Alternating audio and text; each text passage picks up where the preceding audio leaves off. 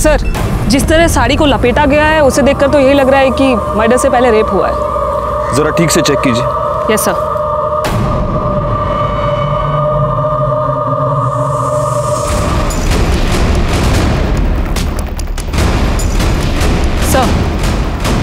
Sir ये एक नहीं 2 बॉडीज हैं। क्या? मेरा मतलब है सर, एक बॉडी में 2 डेड बॉडी। बॉडी का निचला हिस्सा किसी आदमी का है और ऊपर का हिस्सा औरत का।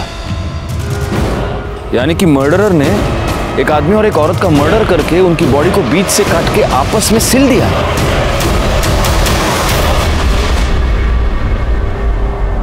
आज तक मैंने अपने करियर में बहुत सारे केसेस देखे हैं, लेकिन ऐसा वहशियाना तरीका मैंने पहली बार देखा।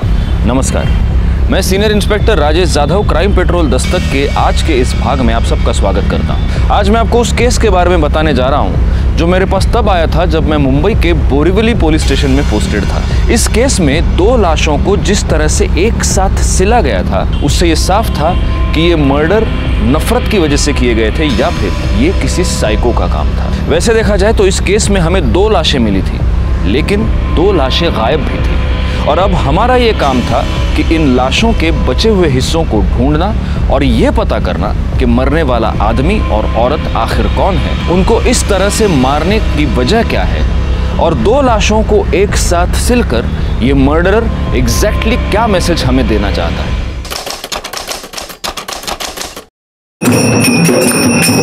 आयुष्मान बाबा की, आयुष्मान बाबा की, आयुष्मान बाबा की।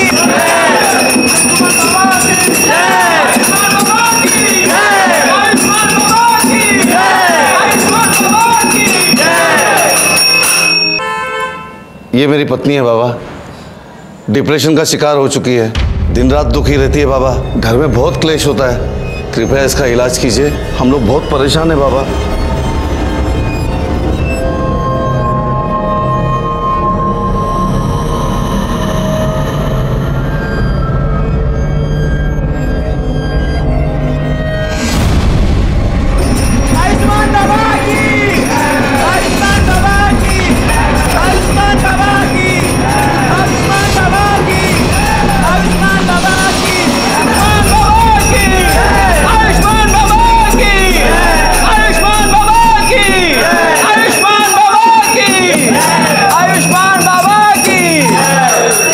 जा, ले जा अपनी पत्नी को घर, शीघ्र ही वह ठीक हो जाएगी। बाबा की जय हो, बाबा की जय हो। आओ भक्तों, बाबा का आशीर्वाद ले लो।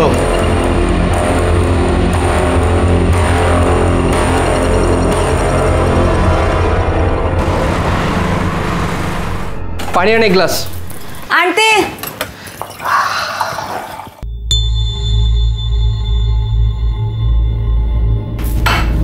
ये ले, घर खर्च के लिए। अब देख क्या रही है, पगार हुआ है आज। मुझे नहीं चाहिए तेरे पाप की कमाई। क्या बोलिस? पाप की कमाई? ये मेरी मेहनत का पैसा है। मेहनत का पैसा?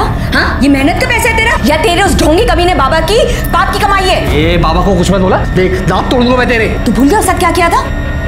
वो बाबा जो भक्ति के नाम पे दूसरी औरतों की चुम्मा चाटी करता है। देख, मुझे तेरा नहीं पता, पर मुझे बहुत शर्म आती है इस पाप की कमाई खाने में। चल तेरी तो मैं।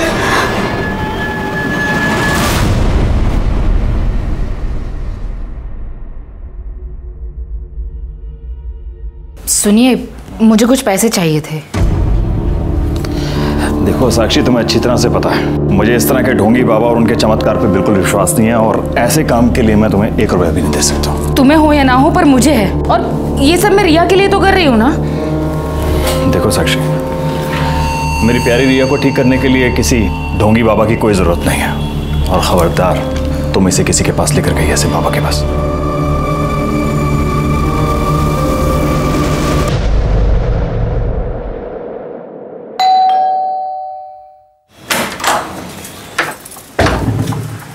काजल, थोड़ी सी शक्कर मिलेगी?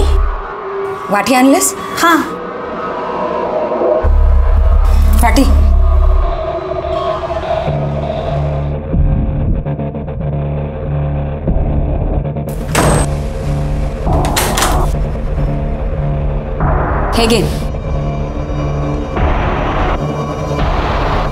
और कुछ भी चाहिए? Thank you.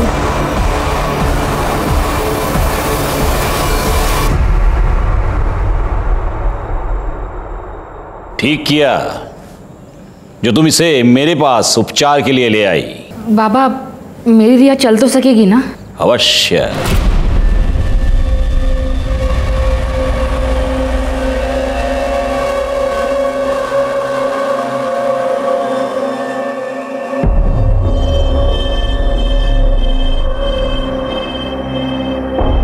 ले, ये तेल है, प्रतिदिन 3 प्रहर इस तेल से तेरी बच्ची के पैरों पर मालिश करना।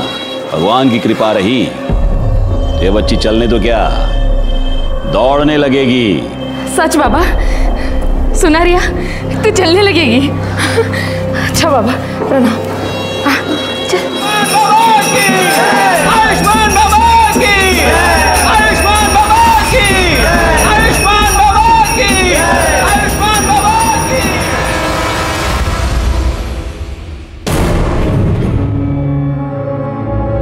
रिया बेटा, बेटा क्या हुआ? बाप रे, क्या हो गया है लोगों को?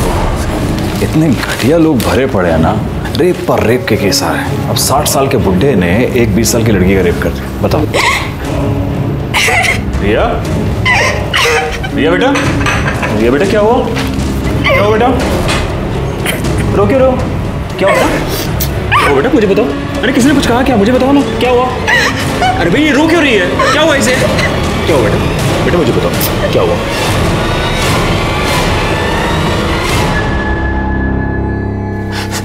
सर देखिए ना सर, मेरी बेटी के साथ क्या हो गया सर? सर मेरी बेटी के साथ सर रेप हो गया है सर। आप प्लीज बैठिए और मुझे शांति से बताइए कि एग्जैक्टली क्या। सर मेरे मना करने के बाद भी ना मेरी बीवी साक्षी सर मेरी बेटी को ना उस ढोंगी बाबा के पास लेके जाती थी सर 6 महीने से।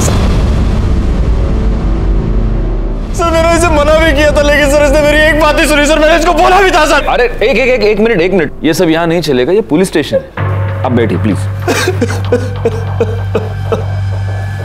मैडम आप बताइए क्या हुआ? सर रिया के पैर बहुत कमजोर है, सब कुछ करके देखे लेकिन कोई फर्क नहीं पड़ रहा था। तब मैंने बाबा के बारे में सुना, हम रिया को उनके पास लेकर गए। बाबा ने इसकी नब्ज देखी और कहा कि ये ठीक हो सकती है। बाबा ने मुझे एक तेल दिया और कहा कि मैं उससे रिया के पैरों की मालिश करूं, लेकिन उससे भी कोई फर्क नहीं पड़ रहा था। मैंने बाबा को बताया तो उन्होंने कहा कि शायद मैं ठीक से मालिश नहीं कर रही हूँ, मैं रिया को उनके पास लेकर जाऊँ, वो मुझे सही तरीका बताएंगे। पहले तो मैं डर गई कि कोई अनजान आदमी मेरी बेटी के पैरों को हाथ लगाएगा। मेनका। जी बाबा। मेरी आंखों पर पट्टी बांधो।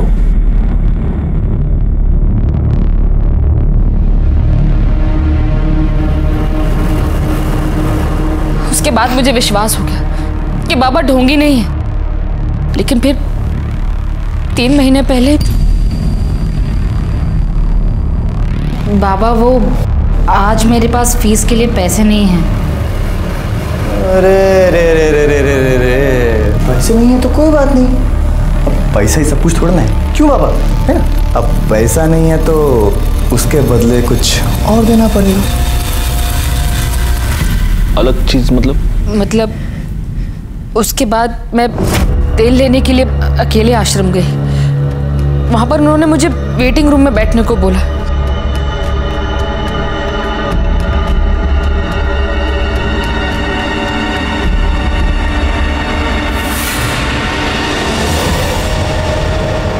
कौन था वो आदमी? पता नहीं सर, लेकिन जब होश आया तो देखा कि मेरे कपड़े, मेरे साथ भी रेप हुआ था। उसके बाद 2 बार और ऐसा हुआ। 3 बार तेरे साथ रेप हुआ, तूने मुझे बताया तक नहीं? तुझे मजा आ रहा था रेप करने में, और मेरी बेटी को लेकर उस ढोंगी बाबा के पास। तुझे कितनी बार बोला था? तुझे कितनी बार बोला इसको मत लेके जाओ? 1 मिनट, अभी आप बैठेंगे प्लीज, वरना मुझे आपको बाहर निकालना पड़ेगा। रिया में इंप्रूवमेंट दिख रही थी, अगर मैं तुम्हें बताती तो तुम ट्रीटमेंट रुकवा देते, इसलिए मैंने नहीं बताया। लेकिन फिर 4 दिन पहले 13 तारीख को मैं रिया को लेकर आश्रम गई। आर्यमान ने हमें कहा कि हम वेटिंग रूम में वेट करें, बाबा बाहर गए। उनके शिष्य ने हमें एक शरबत पिलाया, ऐसे पी के हम दोनों बेहोश हो गए। लेकिन बेहोश होने से पहले मुझे याद आर्यमन मुस्कुरा रहा था। मुझे लगा कि फिर से, लेकिन जब मुझे होश आया तो मेरे साथ कुछ भी नहीं हुआ था। लेकिन रिया वहां से गायब थी।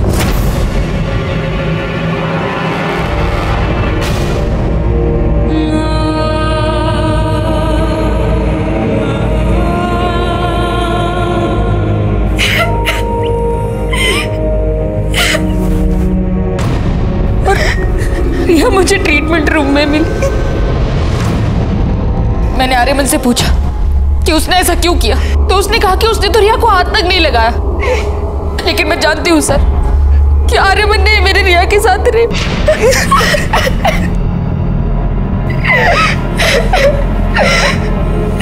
बेटा, क्या तुमने उस आदमी को देखा? वो आर्यमानी था? नहीं, वो आर्यमन नहीं, आयुष्मान बाबा थे। मुझे याद है, बेहोश होने से पहले जो आदमी मेरी तरफ आ रहा था, उसे वही चोला पहना था जो आयुष्मान बाबा पहनते। इंस्पेक्टर सर प्लीज उस बाबा और उसके बेटे को अरेस्ट कर लीजिए प्लीज सर। प्लीज सर, हमें न्याय दिलवा दीजिए प्लीज सर। कामनी मैडम, बच्ची को मेडिकल एग्जामिनेशन के लिए ले चलिए। आप भी जा सकते हैं। रिकॉर्ड, हम चल के इस आयुष्मान बाबा से मिलते हैं।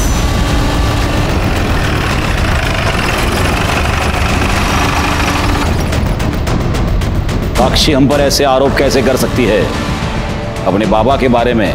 देखिए, आपको जो कुछ भी कहना है आप पुलिस स्टेशन चलकर कहिए। चलिए। साहब एक मिनट बेटा, ये कोई आम आदमी, चलते फिरते आदमी नहीं है, बाबा है, आयुष्मान बाबा। और इनके भक्तों को पता चला ना कि आपने इनको ऐसे उंगली भी लगाई है, दंगे भड़क जाएंगे साहब, बता रहा हूँ। दंगे वंगे बाद में, सबसे पहले तो तेरे को उठा के अंदर डाल दूंगा। चल यार, ना चलिए। मैं कह रहा हूँ कर रही है। ये सत्य नहीं है। सभी भक्तों को वही शरबत ग्रहण के लिए दिया गया था। उनमें से किसी को कोई समस्या नहीं हुई। आप चाहे तो दूसरे भक्तों से पूछ सकते हैं। बाबा 13 तारीख को आश्रम में थे ही नहीं, वो एक भक्त के यहाँ आमंत्रित थे। मैं स्वयं पूरा दिन उनके साथ ही था। हम लोग शाम को आश्रम एक साथ ही लौटे थे। सर, मैं तो ज़्यादातर अकाउंट केबिन में ही रहता हूँ, तो बाहर क्या चलता है क्या नहीं चलता मेरे को नहीं मालूम। सच है, भगवान भी इंसान को नहीं पहचान सकता। मैंने साक्षी और उसकी बेटी को बहुत सहायता की थी, फिर भी न जाने क्यों उसने मुझ पर ऐसे घृणित आरोप क्यों लगाए। लेकिन आपको क्या लगता है बाबा, मतलब क्यों लगाए होंगे उसने ऐसे घृणित आरोप आप पर? एक ही कारण हो सकता है। अच्छा? मेरे उपचार के पैसे देना नहीं चाहती होगी, अन्यथा मदद जो करता है उसे ऐसे प्रत्युत्तर में ऐसे घृणित आरोप कोई नहीं लगाता। लेकिन उसकी चूक हो गई, वो चूक गई। 13 तारीख को पूरा दिन हम आश्रम में थे ही नहीं। सर, इसके असिस्टेंट गणेश ने भी यही कहा कि ये लोग शाम को वापस आए थे। क्योंकि यही सत्य है, हमारा शिष्य गणेश पूरा दिन हमारे साथ था, और जिस भक्त के यहां हम पूरा दिन उपस्थित थे, आप उनसे भी पूछ सकते हैं। दोनों को आशीर्वाद है मेरे। अब हम यहां से प्रस्थान करेंगे। अरे नहीं नहीं नहीं नहीं, प्रस्थान वस्थान आप कुछ नहीं कर सकते अभी। क्या है बाबा, आप रेप अक्यूज्ड हैं, तो अब आप यहीं रहेंगे। रिकॉर्ड, बाबा को उनकी कुटिया दिखा दो। अब अगले कुछ दिन तक भजन पूजन कीर्तन कीर्तन वहीं पे ले जाओ। चलिए। देखिए ये गलत है। लड़की के कंप्लेन के बाद आयुष्मान बाबा को पुलिस ने रेप के केस में अरेस्ट कर लिया है। अभी भी तुझे लगता है कि तेरा बाबा ढोंगी नहीं है? काजल चुप बैठ। मैं बाबा को बहुत पहले से जानता हूँ, वो ऐसा कर ही नहीं सकते। और अगर रेप हुआ भी है ना, तो बाबा ने नहीं किया है, वो उस कमीने आर्यमान ने किया है, क्योंकि वो आर्यमान एक नंबर का। अच्छा, तो फिर पुलिस ने तेरे बाबा को क्यों पकड़ा? हाँ, संभल के रहे, हाँ संभल के रहे, कहीं बाबा तुझे भी अरेस्ट ना करवा दे। सर, ये रही रिया की मेडिकल रिपोर्ट। इस रिपोर्ट के मुताबिक रिया की बॉडी पर कोई सीमन नहीं मिला है। ये तो एक्सपेक्टेड ही था। 4 दिन बाद वो लोग कंप्लेंट लिखवाने आए थे, 4 दिन बाद हमें क्या मिलने वाला था? सर एक बात और, रिया की मेडिकल रिपोर्ट से पता चला है कि उसके साथ सेक्स हुआ है, वो वर्जिन नहीं है। नहीं, लेकिन कमली मैडम ये बात लेकर हम कोर्ट में नहीं जा सकते। बाबा का वकील पहली हियरिंग में ये साबित कर देगा कि रिया खुद सेक्सुअली एक्टिव थी और अब उसके माँ बाप बाबा को फंसाने के लिए सब चाल चल रहे हैं। नहीं, हमें कोई ऐसा पुख्ता सबूत चाहिए जिससे हम ये साबित कर पाए कि रेप बाबा ने किया है।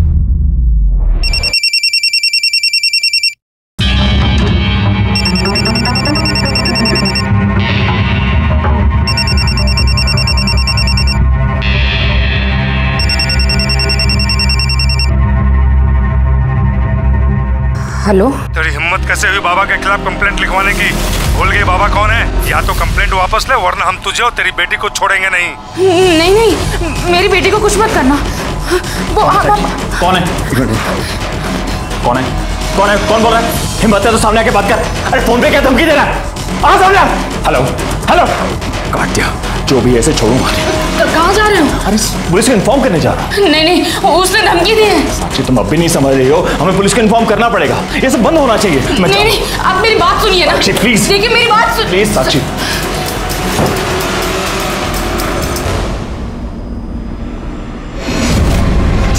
कुत्ते, पहले मेरी बीवी और बेटी के साथ रेप करता है और फिर बाद में धमकी भरे फोन भी लगाता है। तू सोचता मैं डर जाऊंगा? छोड़ूंगा नहीं तुझे साले। क्या चल रहा है? क्या कर रहे हैं? सर देखिए ना सर, मेरी बीवी के फोन पर सर किसी प्राइवेट नंबर से धमकी भरे फोन आ रहे हैं सर। कह रहे कंप्लेंट वापस ले लो, नहीं तो आपकी बेटी और बीवी को। सर कुछ कीजिए सर। एक मिनट। बैकवर्ड, ये नंबर नोट कर लो और ये नंबर ट्रेस करो, पता करो ये नंबर किसका है, कहाँ से आया है। आप प्लीज इनके साथ चलिए, प्लीज। चला कमाल लगा, चला।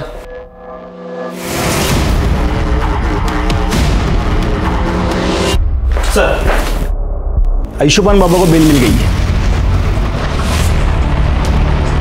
ये तो नहीं था, सिवाय इनकी कंप्लेंट के हमारे पास है ही क्या? फॉर्मेलिटीज पूर्ण कर। सर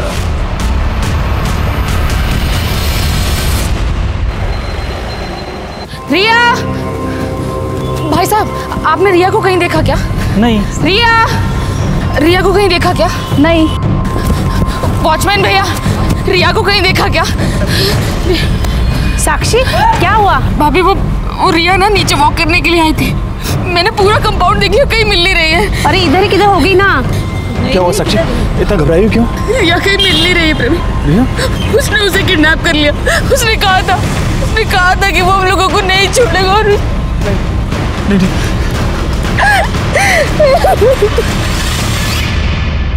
हरामखोर, रिया का रेप तूने किया है ना, मुझे सब पता है। क्या रे बड़ाऊ, मैं किया है, क्या लगा के रखा है?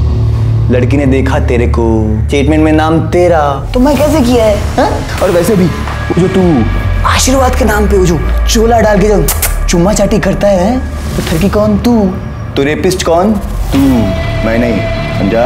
बकवास बंद कर, मुझे सब पता है। बाबा को मिर्ची लगी रे बाबा को मिर्ची। लेकिन क्या करे, मैं देखा रे तेरे को उस दिन आश्रम आते हुए। झूठ बोल रहा है तू। उस दिन मैं आश्रम में था ही नहीं, मैं तो शाम को लौटा था। ये जो तेरी झूठ की खिचड़ी है ना, ये तो येड़ा गणेश है ना, उसके साथ मिलकर पुलिस के खिलाफ। मेरे को नहीं, मैं देखा तेरे को उस दिन शाम को वापस आते हुए भी, और रिया के साथ कमरे में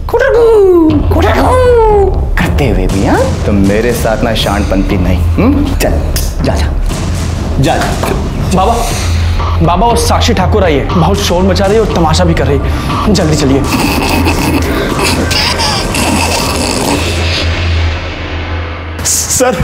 सर हमारी बेटी रिया गायब हो गई है सर। उसे बचा लीजिए सर, उन्हीं लोगों ने सर किया है ये सब। लेकिन कब से गायब है वो? सर वो शाम को 5 बजे रोज की तरह नीचे वॉक करने गई थी। अपना फोन भी घर पर भूल गई। जब 6 बजे तक घर नहीं आया तो मैं नीचे देखने के लिए गई। पूरी बिल्डिंग, पूरा कंपाउंड, सब जगह दिख लिया, लेकिन रिया कहीं नहीं मिली। सर उस बाबा ने ये किडनैप किया है सर। सर मेरी बेटी को बचा लीजिए सर। देखिए आप निश्चिंत रहिए, हम जरूर रिया को ढूंढ निकालेंगे।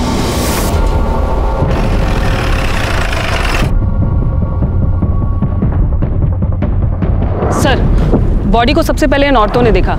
ये सुबह यहाँ कपड़े धोने आई थी तो इन्होंने बॉडी को देखा। सर, बॉडी पे कई जगह खरोच के निशान हैं और ये देखिए गर्दन पे जो मार्क है उसे देखकर तो यही लग रहा है कि मौत गला घोटने से हुई। एक मिनट, पूरा चेहरा टर्न करना। फिर तो रिया ठाकुर है। देखिए आसपास जरा चेक कीजिए, कोई क्लू मिलता है क्या? सर, ये दो बैसाखी मुझे वहां पे मिली। कामे मैडम। सर। फॉरेंसिक टीम को बुलाइए और बॉडी को पोस्टमार्टम के लिए भेज दीजिए। Okay sir. अब इस बाबा का टाइम आ गया है।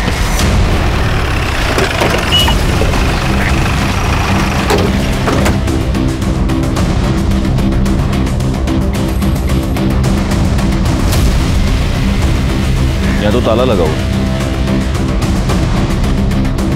सुनिए, ये इस आश्रम को ताला क्यों लगा हुआ है? पता नहीं साहब, हम तो जब सुबह दुकान पे आए तो देखा कि ताला लगा है। बैकवर्ड, एक काम करो, ये बाबा, उसका बेटा, इस आश्रम के लैंडलाइन नंबर्स सब फोन टैप करो और ये पता करो कि इस बाबा की और कहाँ कहाँ प्रॉपर्टी है, और ज़रा इस बाबा के भी डिटेल्स निकालो। ये ओरिजिनली कौन है, कहाँ से आया है, और ये सारी डिटेल्स मुझे जल्द से जल्द चाहिए। सर। पुलिस ने लड़की की पहचान रिया ठाकुर के नाम से की है। ये वही रिया ठाकुर है जिसने आयुष्मान बाबा पर बलात्कार का इल्जाम लगाया था। याद है ना तुम्हें? इसी बाबा ने तुम्हारे सामने मुझे किस किया था। तब तुम ऐसे ही बस मुंह खोलकर उसे देख रहे थे। तुम्हारी इन्हीं हरकतों से ना उसे बढ़ावा मिला है, और आज देखो उसने एक छोटी सी बच्ची को मार के फेंक दिया। पर तुम आज भी ना बस ऐसे खड़े रहना, कुछ मत करना, और जा पलाते रहना कि तुम्हारा बाबा इनोसेंट है ना? सर, कल रात को जब ड्यूटी खत्म होने के बाद आप घर चले गए तो एक आदमी ने कॉल किया था। वो कह रहा था कि रिया मर्डर केस के बारे में कुछ जानता है और आपको बताना चाहता है। मैंने उससे कहा कि आप घर चले गए तो उसने कहा कि मैं दोबारा कॉल करूंगा। उसने फ़ोन कट कर दिया और अभी तक उसको कॉल नहीं है। मैं सुबह से ट्राई कर रहा हूँ उसको कॉल करने की, लेकिन मोबाइल स्विच ऑफ आ रहा है। जोशी, पता करो ये नंबर किसका है, हो सकता है इससे हमें कोई इंपॉर्टेंट लीड मिले। Yes sir. सर, रिया ठाकुर की पोस्टमार्टम रिपोर्ट के मुताबिक पहले उसके साथ रेप हुआ था, फिर 18 तारीख की शाम 7 और 8 बजे के बीच उसका गला घोट के उसे मार दिया गया। बॉडी पर सीमेन या कोई ऐसी चीज़ मिली जिससे मर्डरर को आइडेंटिफाई कर पाए? नहीं सर, बॉडी की फोरेंसिक रिपोर्ट 2 दिन बाद आएगी। 2 दिन? ठीक है, तब तक वेट करते, हो सकता है उससे कोई क्लू मिले। सर, आयुष्मान ट्रस्ट के नाम से आयुष्मान बाबा की 4 प्रॉपर्टीज़ है, बोरीवली, दहिसर, वसई और विरार में। लेकिन चारों प्रॉपर्टीज में कोई रहता नहीं है, वहाँ पे ताला लगा हुआ है। जैकोड, एक काम करो, इन चारों जगहों पर सिविल में अपने आदमी रख दो 24 घंटे। पता नहीं क्यों मुझे ऐसा लगता है कि बहुत जल्द यहाँ पर कोई रहने आएगा। सर, हमने आयुष्मान बाबा की डिटेल्स निकाली तो पता चला कि ओरिजिनली वो विरार का रहने वाला है और कुछ साल पहले किसी रामनारायण तिवारी नाम के वैद्य को असिस्ट कर रहा था, उसका कंपाउंडर था। जैकोड, एक काम करो, इस रामनारायण तिवारी वैद्य से पूछताछ करो और इस बाबा के बारे में जितनी डिटेल्स हो सके उतनी डिटेल्स निकालो। सर, वो हमारे पास 3 साल काम किया था, हमने उसको सब सिखा दिया था। मालिश करना, हड्डी बिठाना और आयुर्वेद तरीके से उपचार करना, दवाई बनाना भी। लेकिन था बड़ा होशियार, हर काम फटाफट सीख जाता था। लेकिन उसे एक आदत थी, वो आयुर्वेद और एस्ट्रोलॉजी की किताब पढ़ने का बड़ा शौक था। जरा सा भी समय मिले किताब खोल के पढ़ने लगता था। फिर एक दिन आया, कहने लगा कि हम कल से काम पर नहीं आएंगे। हम कहा काहे? बहुत उससे कहा कि रुक जा, लेकिन नहीं रुका, वो चला गया। 1 साल बाद सुनने में आया कि साकिब खान जो है आयुष्मान बाबा बन गए। एक मिनट, ये साकिब खान कौन है? अरे वही आयुष्मान बाबा जो है वही साकिब खान है। मुस्लिम से हिंदू नाम बदल के बाबा बना। और ये आर्यमन उसका बेटा इमरान। हाँ, जब उसकी जोरू मरी तो इमरान 2 साल का रहा होगा। तो इसने माँ का भी प्यार दिया, बाप का भी प्यार दिया। बहुत लाड करता था और लाड प्यार के चक्कर में लड़का खराब हो गया। अच्छा, ये आयुष्मान बाबा मतलब आपका साकिब खान जब ये आपके पास काम किया करता था तो जो महिला इलाज करवाने के लिए आती थी उनके साथ कभी उसने बदतमीजी की थी? ना, कभी कोई बदतमीजी नहीं। अच्छा, उसके किसी रिश्तेदार को आप जानते हैं? नहीं, बस परिवार का मालूम था, सो हमने बता दिया।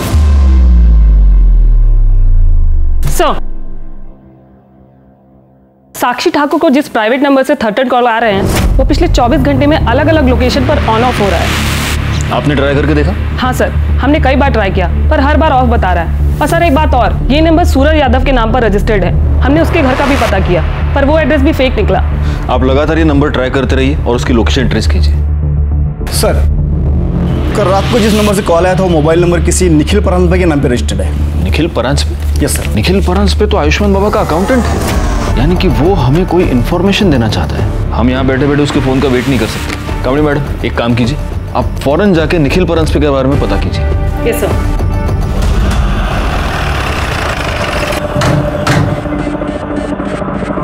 क्या आप बता सकती हैं कि काजल और निखिल कहाँ गए हैं? हाँ मैडम, कल शाम को करीब 8 बजे मैंने काजल और निखिल दोनों को एक साथ जाते देखा। मैं तो खुद हैरान थी कि दोनों एक साथ कहाँ जा रहे हैं। मतलब 24 घंटे लड़ाई झगड़ा करते रहते हैं। किस बात पे? अब ये तो नहीं पता मैडम। एक बार मैंने काजल से पूछने की कोशिश की थी तो उसने मुझे कुछ नहीं बताया, लेकिन हाँ उसका वो हीरो है ना, उसको जरूर बताया होगा। हीरो? कौन हीरो? अब ये तो ज़्यादा तो मुझे कुछ नहीं पता, लेकिन हाँ कुछ हफ्तों पहले जब मैं मार्केट से घर वापस आ रही थी तब मैंने देखा कि वो काजल का बॉयफ्रेंड था। अब ये सब तो मुझे नहीं पता, लेकिन हाँ वो तभी आता था जब निखिल घर पर नहीं रहता था। कुछ दिनों पहले मैं काजल के घर शक्कर लेने आई थी, तब मैंने उसे बैठा देखा था। पहचान सकती हो कौन है वो? स्केच बनवा सकती हो? वो तो मैं नहीं बता सकती क्योंकि मैंने उसे सिर्फ 2 बार देखा है और वो भी पीछे से। निखिल और काजल का फ़ोन नंबर और फोटो तो होगा ही आपके पास? जी।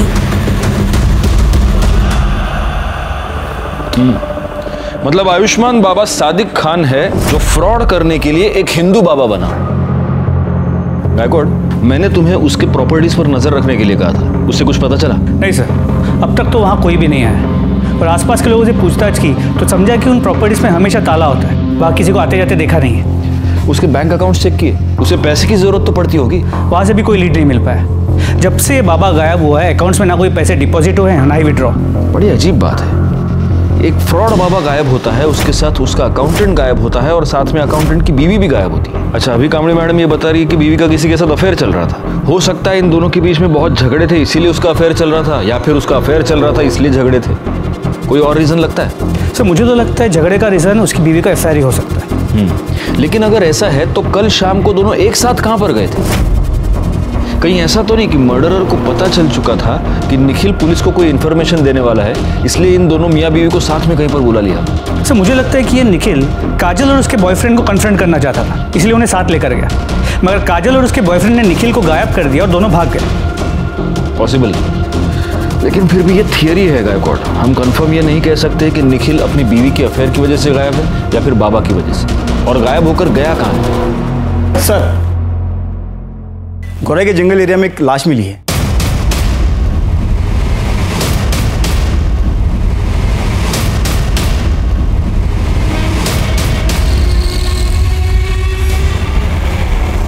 सर, ये बॉडी तो काजल परांज पे की है। What? Yes sir.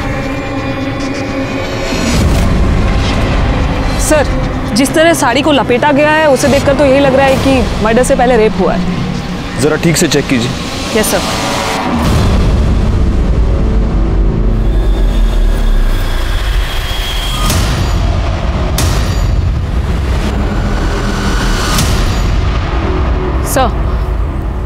सर ये एक नहीं 2 बॉडीज हैं। क्या? मेरा मतलब है सर, एक बॉडी में 2 डेड बॉडी। क्या बात कर रही हैं आप कामनी मैडम?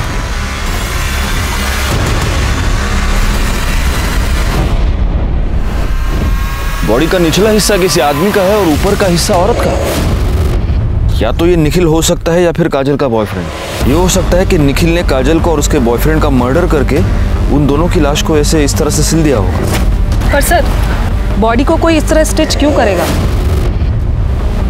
हो सकता है वो ये स्टेटमेंट करना चाहता हो कि तुम दोनों का अफेयर था, तुम दोनों एक साथ आना चाहते थे, लो मैंने तुमको मार के एक कर दी। निखिल तो साइको लग रहा है। बिल्कुल है, लेकिन ये सब तब तक एक थियरी है जब तक हमें ये पता नहीं चलता कि ये बॉडी का निचला हिस्सा आखिर किसका है। कामनी मैडम, सर, बॉडी को पोस्टमार्टम के लिए भेजने का इंतजाम कीजिए और फॉरेंसिक टीम को बुला लीजिए। Yes sir. गायकवाड़, आओ। पता कैसे चलेगा कि ये बॉडी का निचला हिस्सा किसका है? सर एक आइडिया है। काजल के नेबर्स ने कहा था कि उन्हें यहाँ 1 साल हो गया है। हो सकता है इस बीच को कभी बीमार पड़े और कभी अपना ब्लड टेस्ट किया, तो आसपास के लैब से कुछ इन्फॉर्मेशन मिल सकती है। मतलब ब्लड ग्रुप से? जी सर। Good idea. एक काम करो, उनके घर के आसपास जितने भी पैथोलॉजी लैब्स हैं वहाँ पर पता करो इमीडिएटली। सर पैथोलॉजी लैब से मिली रिपोर्ट और पोस्टमार्टम रिपोर्ट में जो ब्लड ग्रुप आया है उससे ये साफ होता है कि लोअर बॉडी निखिल परांज पे की है। नहीं, लेकिन अगर निखिल परांज पे और काजल के बॉयफ्रेंड का ब्लड ग्रुप सेम हुआ तो? सर ये तो मैंने नहीं सोचा था। पोस्टमार्टम रिपोर्ट के मुताबिक काजल का मर्डर 19 मई को रात 9 से 10 के बीच हुआ है और मृणाल ने हमें बताया कि उसने उन दोनों को 8 बजे घर से निकलते हुए देखा। मतलब निखिल ने यहाँ फोन करने के तुरंत बाद।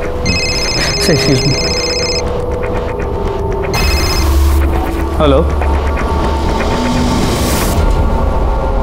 ठीक है सर। गोरे के डंपिंग ग्राउंड के पास 2 आधी कटी हुई डेड बॉडीज मिली।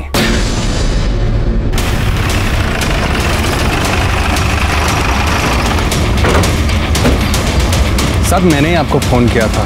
सुबह जब काम पे जा रहा था तभी ये मैंने देखा और 100 नंबर पे मैंने डायल किया। थैंक्स। जोशी बगा। सर ये बॉडी तो निखिल की है। मतलब इसे इतना तो क्लियर हो गया कि उस बॉडी का निचला हिस्सा निखिल का था। सर सिर के पीछे गहरी चोट है, हो सकता है मौत की वजह ये चोट ही हो। सर ये देखिए,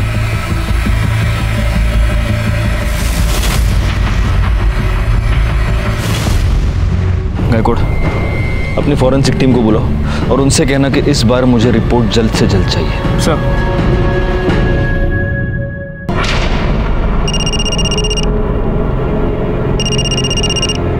हाँ सर। कोई अपडेट? सर मैं यहाँ पे कब से नज़र रखे हुए हूँ लेकिन कोई हलचल नहीं। सर मैं यहाँ पे कब तक रुकूँ? वो बोलता हूँ मैं, लेकिन अभी के लिए वहाँ पे नज़र रखो। ठीक है सर, ओके।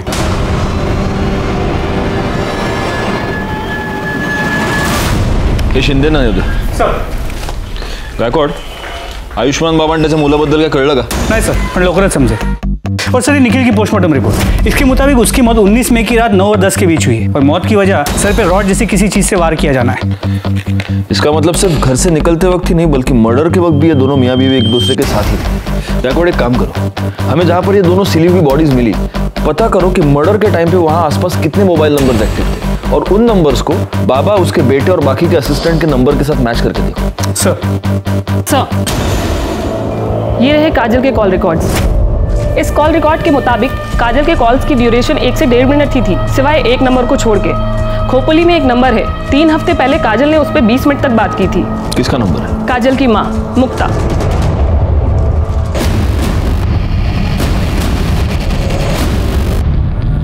बड़ी अभागन थी मेरी काजल, तिच्या नशिबात सुखच नव्हतं। हम जब पालघर के पास नांदोर गांव में रहते थे तब काजल दूसरे बिरादरी के लड़के के साथ भाग गई। पूरे गांव ने हमें बेदखल कर दिया। हम लोग दर दर भटकने लगे, कभी यहाँ गावात कभी त्या गावात। अभी 1 महीना पहले नवीन को यहाँ काम मिला।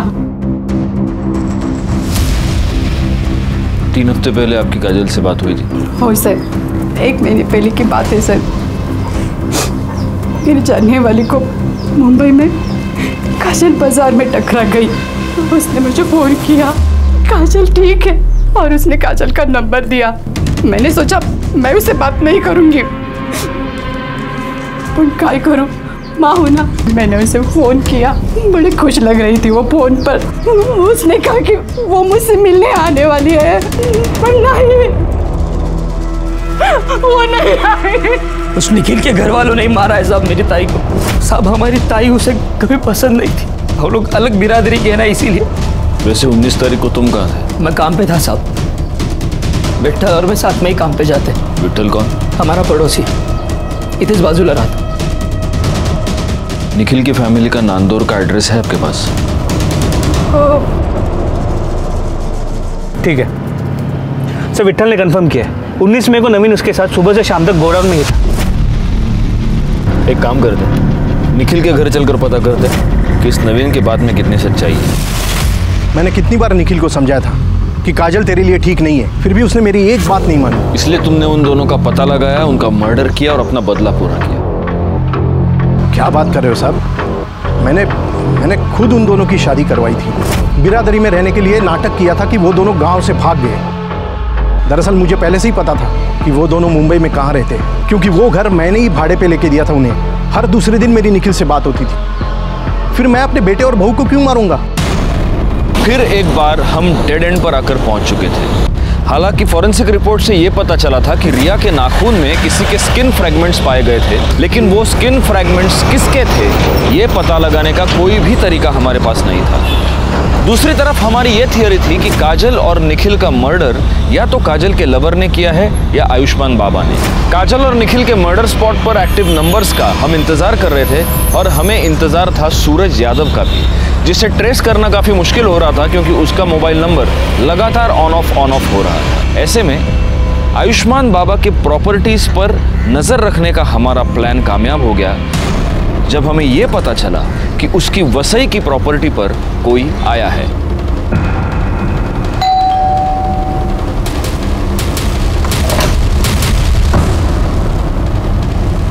जी, आपका नाम? माजिद खान।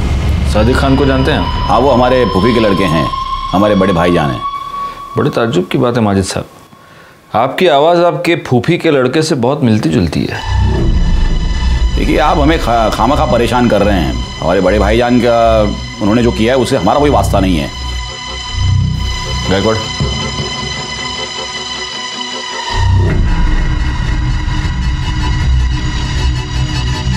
बड़े ताज्जुब की बात है। सिर्फ आवाज ही नहीं, आपके हाथ पर चोट का निशान भी आपके फूफी के लड़के से मिलता जुलता है। सुनिए, मेरी बात सुनिए। आयुष्मान बाबा, अब तेरे आशीर्वाद देने के दिन खत्म हो गए, अब हम तुझे आशीर्वाद देंगे। सर, मुसलमान होके मैं आयुर्वेद या ज्योतिष का धंधा नहीं कर सकता, इसलिए फिर सादिक खान से मैं आयुष्मान बाबा बन गया। सर, मुझे बहुत जल्दी फेमस होना था, बहुत जल्दी बहुत सारे पैसे कमाने थे, इसीलिए वो लिप किस वाला आइडिया लगाया। साक्षी और रिया के अलावा और कितनी औरतों का रेप किया है? नहीं सर, मैंने किसी का रेप नहीं किया है सर। न मैंने न मेरे बेटे ने सर किसी का बेजा फायदा नहीं उठाया है। मानता हूँ सर कि वो बदजबान है, थोड़ा बेकाबू हो गया है, लेकिन सर वो ऐसा कुछ करेगा, किसी को इस तरह नुकसान पहुँचाएगा, ये मैं नहीं मानता। वो बेकाबू हो गया या तूने होने दिया? सर, शुरू में मैंने उसे काबू में करने की कोशिश की, लेकिन इसको मशवरा देना सिखाऊं कैसे?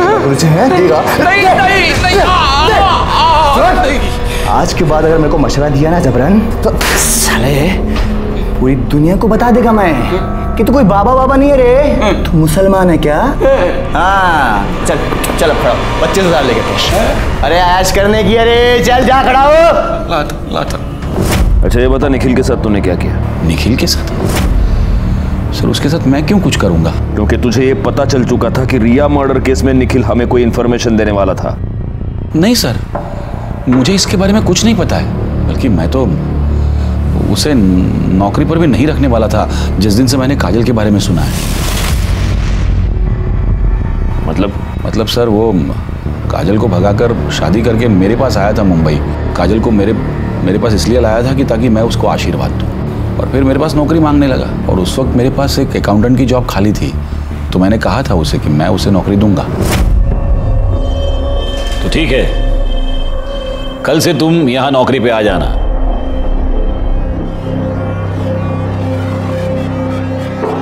मेरी बीवी है। आर्यमन, ये क्या बदतमीजी है? ये क्या कर रहे हो तुम? क्यों चिल्ला रहा है? आशीर्वाद तो दिया है जैसे तू देता है। निखिल, रिया और काजल तीनों का मर्डर हुआ है। बता, इसमें से कौन सा खून तूने किया, कौन सा तेरे बेटे ने किया, या दोनों ने मिलके किए तीनों खून? नहीं सर, हमने किसी का खून नहीं किया, सच कह रहा हूँ सर। अगर मर्डर नहीं किया तो भाग क्यों गया था? रिया के बारे में सुन के डर गए थे हम लोग। बेटा कहाँ है तेरा? कहाँ छुपा के रखा है उसको? जिस दिन से आश्रम से भागा उस दिन से वो गायब है सर। गायकवाड़, इसका डीएनए टेस्टिंग कराओ। रिया के नाखून में जो स्किन का फ्रैगमेंट मिला उससे मैच करके देखो। आयुष्मान बाबा आखिर तक यही कहता रहा कि वो निर्दोष है, और हमारे पास भी उसके खिलाफ कोई भी पुख्ता सबूत नहीं था। हम उसके डीएनए टेस्ट के रिजल्ट का इंतजार कर रहे थे। आर्यमान अभी तक गायब था। ऐसे में हमारे पास उन फोन नंबर्स की लिस्ट आई जो 19 मई को रात 9 से 10 के बीच निखिल और काजल के मर्डर स्पॉट पे एक्टिव थे। वो 3 नंबर्स थे, और उन 3 नंबर्स में से एक नंबर के बारे में हमें पहले से ही पता था।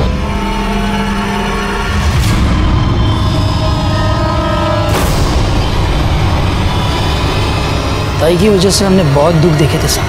मैं उससे बदला लेना चाहता था, पर पता नहीं था कि वो कहाँ रहती है। फिर पता चला कि आई को उसका फोन नंबर मिला है। तो तू पहली बार में ही कामयाब हो गया। तूने काजल को फोन करके गोराई बुलाया और वहां पे तूने उसको मार दिया। नहीं साहब, पहले मैं उसके घर गया था उसको मारने के लिए, लेकिन तब उसकी पड़ोसी ने मुझे देख लिया, और दूसरी बार अखबार वाला पैसे लेने आया था। तो वो तू था जिसको मृणाल ने देखा था? मैंने सोचा कि ताई को किसी ऐसी जगह ले जाके मारना होगा जहां मुझे कोई देख नहीं पाए। हाँ बोलो नवीन। वो कुछ काम से मैं मुंबई आया था, तो आपसे कुछ ज़रूरी बात करनी है, मिलना था। अरे पर ताई, मैं वो सब आपको मिल के बताता हूँ। आप एक काम कीजिए, आप मुझे गुराई के पास आके मिलिए। अच्छा ठीक है, मैं आती हूँ। सब उसके बाद मैं घर जाके विट्ठल को मना लिया, ताकि कल को अगर पुलिस पूछे तो वो उनसे झूठ कहे कि मैं दिन भर उनके साथ था। लेकिन तू अपने मोबाइल को नहीं मना पाया और तेरी मोबाइल लोकेशन ने तुझे फंसा दिया। निखिल और काजल के मर्डर की चार्जशीट फाइल करो उसके ऊपर। सर इन्फॉर्मेशन मिली थी कि सूरज यादव, जिसने साक्षी को थ्रेटनिंग कॉल किया था, वो एक प्रोस्टिट्यूट के पास रेगुलरली जाता है। सर उसी एरिया में भी सूरज का फ़ोन स्विच ऑन हुआ और उसने एक फ़ोन कॉल किया, जिसे हमने रिकॉर्ड कर लिया है। सर सुनिए वो क्या कह रहा है।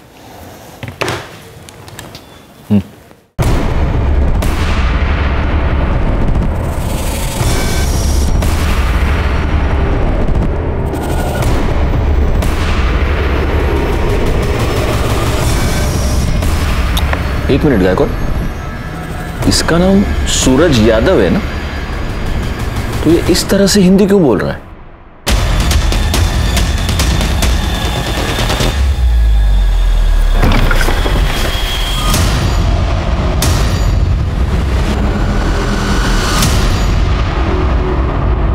क्या बुलाऊं तुझे? आर्यमान, इमरान या फिर सूरज यादव?